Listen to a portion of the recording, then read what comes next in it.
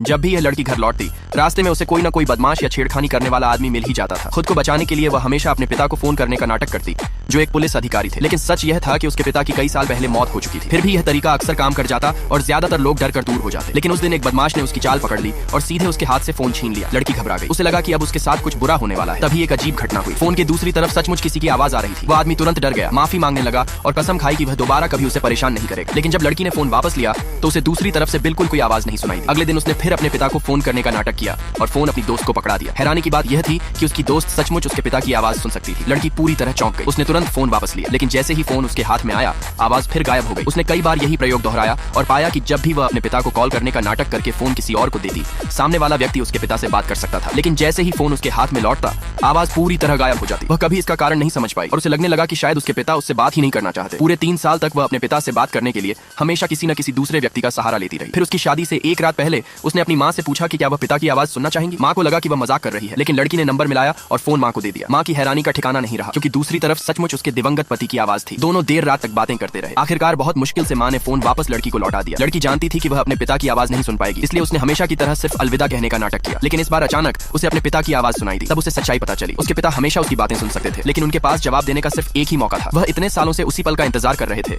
जब उनकी बेटी की जिंदगी में ऐसा इंसान आ जाए जो उनकी जगह उसका ख्याल रख सके। और जब वह दिन आ गया, तब आखिरकार उन्होंने अपनी बेटी को आखिरी बार अलविदा कहा।